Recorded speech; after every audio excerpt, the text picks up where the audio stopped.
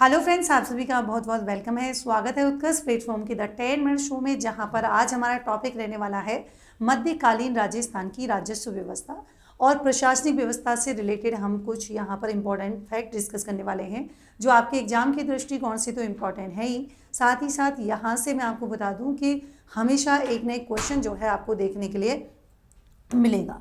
तो प्रशासनिक व्यवस्था की बात करेंगे, कुछ राजस्व व्यवस्था की बात हम करने वाले हैं।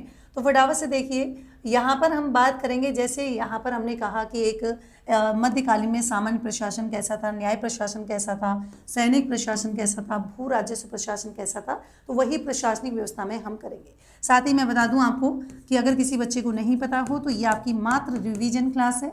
अगर किसी ने पहले से ये टॉपिक पढ़ा हुआ है तो इस क्लास में आपके बेसिकली रिवीजन होने वाला है और बहुत ही अच्छा कंटेंट आपको मिलेगा, जो कई सोर्सेज का, जो ऑथेंटिक सोर्सेज हैं उनका, और एक ही जगह आपको प्रॉपर कंटेंट आपको मिल जाएगा। तो देखिए, यहाँ पर आप क्वेश्चन प्रैक्टिस भी कर सकते हैं उत्कर्ष ऐप में जाके इस क्लास के तुरंत बाद। ये क्लास डेली शाम को 7 बजे होती है।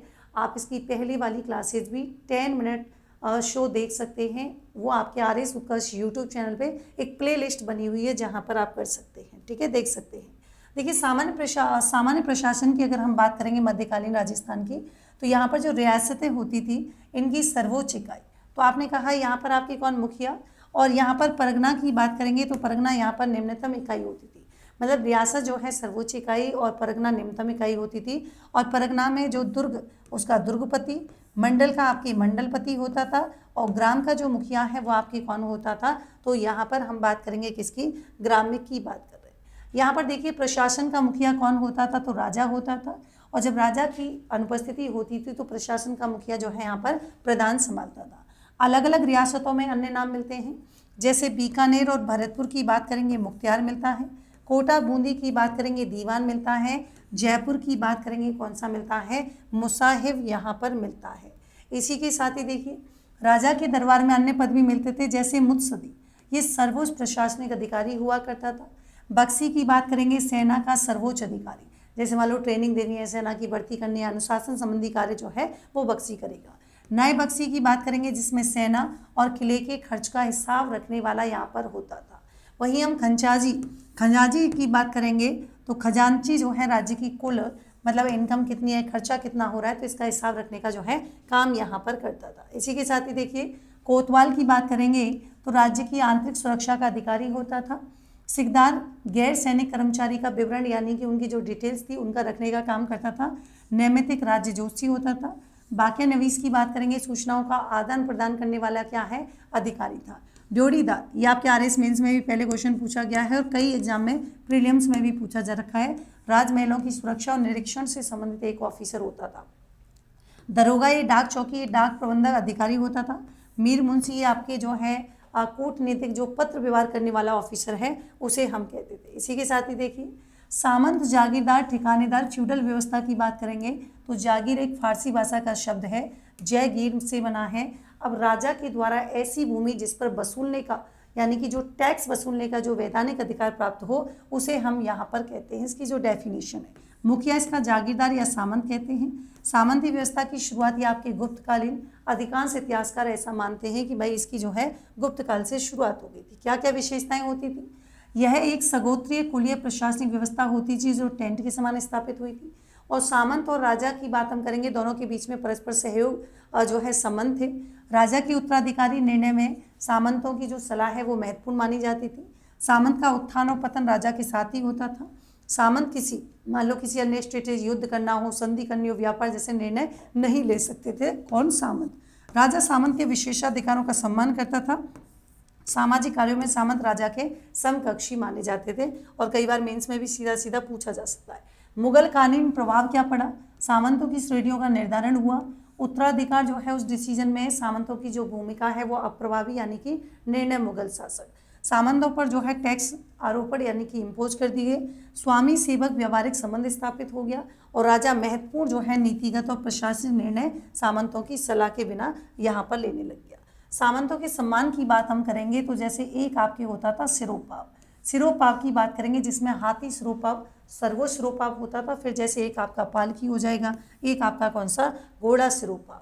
अब देखो, सेकंड अपन बात कर रहे हैं किसके बारे में, मतलब यहाँ पर ताजीम की बात करेंगे। ताजिम देखिए, राजा के द्वारा दरबार में सामंतों का खड़े होकर क्या करना, सम्मान करना। जैसे एकेवड़ी ताजिम केवल राज दरबार में प्रवेश पर, दोबड़ी ताजिम मतलब आना और जाना दोनों पर, हाथ पसाव यानी कि जो सामंत के कंधे पर हाथ रख राजा के द्वारा सम्मान करना, आपने कई बार सीरियल वगैरह में भी देखा होगा। सिर का कुरव ये विशेष सरदारों को क्या होता था, प्राप्त होता था। इसी के साथ ही देखिए सामंतों द्वारा प्राप्त होने वाले कर की बात करेंगे तो जैसे उत्तराधिकारी शुल्क, ये नए शासक बनने के समय, रेख जागीर की वार्षिक आय पर लिया जाता था, चाकरी, युद्ध और शांति के समय, नजराना जो होता था वो आपके शादी की बात हम कर रहे हैं। फिर अन्य नाम की बात करेंगे, मेवाड़ में तलवार बंधाई, मारवाड़ में पेशकशी हुक्मनामा, जैसलमेर रियासत में उत्तराधिकार शुल्क नहीं था। ये कई बार आपके एग्जाम में क्वेश्चन पूछा गया है, तो वेरी वेरी इंपॉर्टेंट। साथ ही देखिए सामंतों की श्रेणियाँ, सामंतों की श्रेणियों की बात हम करेंगे तो मेवाड़ यानी कि मेवाड़ की अगर हम बात करें तो अमर सिंह द्वितीय के समय, जैसे यहाँ से भी क्वेश्चन पूछा गया है पहले कि प्रथम श्रेणी उमराव कितने 16, द्वितीय श्रेणी 32 और तृतीय श्रेणी जो है आपके गोल के सामंत यहाँ पर हो जाएगी। मारवाड़ की बात करेंगे तो एक राजवी, तो राज परिवार की तीन पीढ़ियों से संबंधित, जैसे सरदार रियायत, रेख, हुक्मनामा, चाकरी से मुक्त। सेकंड यहाँ पर होते थे सरदार जो राज परिवार से संबंध नहीं रखते थे। गयानत होते थे बाहर से आए हुए जो सरदार थे वैवाहिक संबंध से। मुस्तदी, ये बहुत ही इंपॉर्टेंट है, जागीर प्राप्त अधिकारी वर्ग यहाँ पर हो जाएगा। इसी के साथ ही देखिए आमिर की अगर हम बात करेंगे, आमिर की सामंत श्रेणियों की 12 कोटड़ी में वर्गीकृत था। पहली कोटड़ी राजावत जो निकट संबंधी होते थे, अन्य कोटड़ियाँ नाथावत, खंगारोत, बांकावत हो जाएंगी।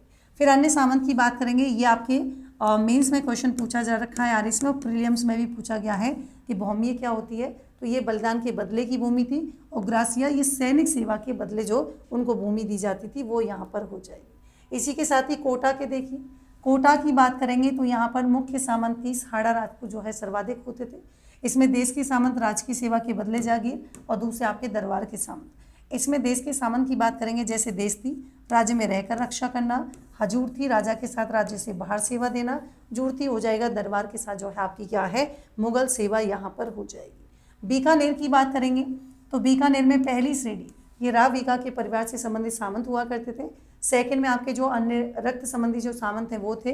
तृतीय श्रेणी की बात करेंगे, राठौड़ों के आने से पहले रहने वाली जो जातियां हैं वो यहाँ पर कंक्लूड थी। जैसलमेर की बात करेंगे, जरा देखिए सामंतों की श्रेणियां हर राज्य के समय जो है शासक हो जाएंगे। डाबी और कौन से हैं आपके जीवड़ी अपने को याद रखनी है। जैसे देखिए सामंतों के विशेषाधिकार क्या थे, ये मैंने बताया। ताजिम, ताजिम क्या होता था, जैसे मेवाड़ दरबार में सामंत के जैसे उपस्थित होते थे, महाराणा द्वारा खड़े होकर क्या करना, यहाँ पर आप कहेंगे स्वागत करना, है ना। वहाँ तो आप ये कह रहे हैं कि मान लीजिए सामंत आगमन पर राजा के घुटनों से अपनी तलवार छूता था, मतलब जो सामंत जैसे आते थे राजा के घुटनों से तलवार छूते थे और राजा उसकी क्या करता था, पीठ थपथपाता था। सिरोपा, कोई विशेष वस्त्र या आभूषण दे दिए, मान लीजिए कोई वीरता या सेवा के बदले। हाथ कुरव, ताजीम के समय राजा का एक हाथ सामंत के कंधे पर और दूसरे हाथ को हृदय के पास लगाता था, यह हाथ कुरव होता था। सिर का कुरव ये विशेष सरदारों को प्राप्त होता था जो सरदारों से ऊपर बैठते थे। इसी के साथ ही देखिए न्याय प्रशासन की बात करेंगे तो न्याय का सर्वोच्च केंद्र राजा था। खालसा भूमि का न्याय सीधे राजा के अधीन था और जागीर भूमि का न्याय की हम बात करेंगे तो ये अपने को ध्यान रखना, इसके प्रमुख सामंत और यहाँ पर ग्राम जो है आपके ग्रामिक हो जाएगा। यहाँ के प्रमुख हाकिम होते थे और ग्राम का मुखिया ग्रामिक, यानी कि ये आपको स्पेशली ध्यान रखना है। देखिए जातीय पंचायत ग्राम पंचायत छोटी चोरी और सामाजिक अपराध में निर्णय लेती थी। मृत्युदंड बड़े अपराध का निर्णय राजा करता था। न्याय का आधार परंपरागत सामाजिक आर्थिक होता था। मुकदमों का कोई लिखित रिकॉर्ड नहीं रखा जाता था। गवाही संबंधी कोई पृथक अधिनियम यहाँ पर नहीं था। इसी के साथ ही देखिए सैनिक प्रशासन, राजा यहाँ पर सर्वोच्च होता था। बक्सी सेना का सर्वोच्च अधिकारी। नायब बक्सी क्या हो जाएगा, सैन्य खर्च का हिसाब रखने वाला जो है ऑफिसर। आहदी सेना राजा की सेना। जमीर सेना कौन सी हो जाएगी, सामंत की सेना हो जाएगी। इसी के साथ ही देखिए युद्ध के समय सेना की स्थिति क्या होती थी, एक तरफ सेना एक है, एक जो है दूसरी है। यहाँ पर वाम पार्श्व है, मध्य भाग में राजा रहेगा, इधर आपके चंदावल सेना और यहाँ पर हरावल सेना और यहाँ पर ये दक्षिण पार्श्व। दूसरी जगह मान लो ये दक्षिण पार्श्व, ये मध्य भाग है जिसमें राजा रहेगा, इधर आपकी हरावल सेना रहेगी, वही सेम आपके चंदावल सेना, और ये आपका कौन सा हो जाएगा, वाम पार्श्व हो जाएगा। मतलब उल्टा हो गया, वो सेकंड सेना है, ये आपकी कौन सी है, एक सेना हो जाएगी। सैनिक की बात करेंगे, एक जात पैदल सैनिक होते थे, ये सवार सैनिक। जात पैदल में देखो ऐसमा सैनिक, तीर कमान तलवार कटार युक्त। इसी में सहबंदी सैनिक अस्थायी होते थे। यह कस्बा, ये पहले भी एग्जाम में पूछा जा रखा है, ध्यान रखिएगा। एक सैनिक एक घोड़ा मतलब एक यह कस्बा।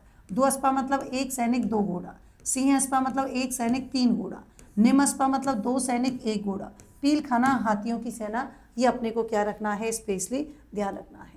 तोपखाना तोप चलाने वाला व्यक्ति, यानी कि ये अपने को ध्यान रखना है, तोपची। और तोप जिनसी भारी तोप होती थी, दस्ती जो होती थी वो आपके हल्की तोप होती थी। इसी के साथ ही देखिए यहाँ पर भूमि भू राजस्व व्यवस्था की बात करेंगे, खालसा भूमि राजा के कंट्रोल में। जागीरी भूमि की बात करेंगे, जैसे सामंत की जागीर, ये वंशानुगत कर योग्य होती थी, जो कि आपके ब्लड रिलेशन वालों को प्राप्त होती थी। हुकूमत की जागीर ये अवंशानुगत जो है टैक्स योग्य होती थी, मुस्लिदी को मिलती थी। और भौम की जागीर की बात करेंगे, अवंशानुगत कर योग्य, जो कि आपके जो सेवक होते थे उनको प्राप्त होती थी। शासन की जागीर बहुत बार एग्जाम में पूछी गई है, टैक्स नहीं, शिक्षा और धार्मिक व्यक्ति को क्या है यहाँ पर प्राप्त होती थी, ये भी आपको ध्यान रखना है। किसान की बात करेंगे, एक बापीदार किसान, एक गैर बापीदार। बापीदार कौन से, स्थायी भूस्वामित्व वंशानुगत भूमि पट्टा।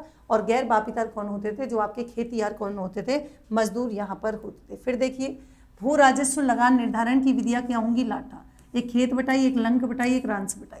फसल निकालने के बाद इसको क्या बोलते थे, रास बटाई।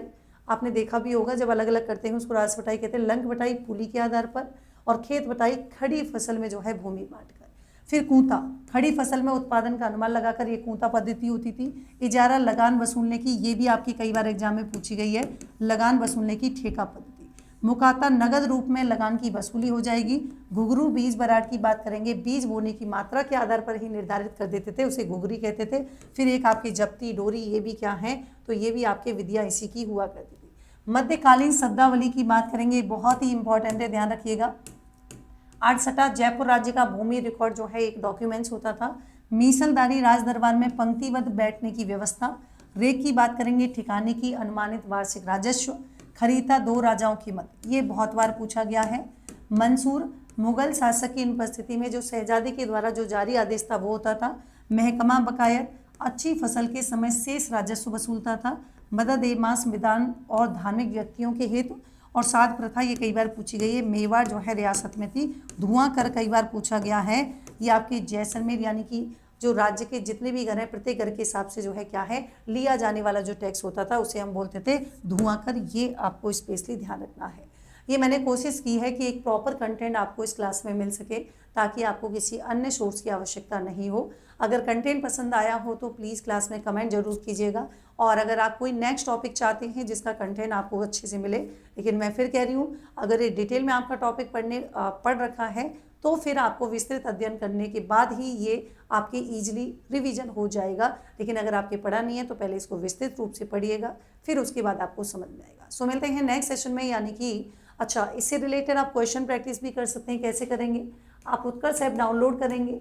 उत्कर्ष ऐप डाउनलोड करने के बाद इसमें कैटेगरी सेलेक्ट कीजिएगा आरएस, और आरएस में आप जाएंगे किस पे, 10 मिनट शो में जाएंगे। यहाँ पर आपको 2 चीज़ें फ्री में मिलेंगी।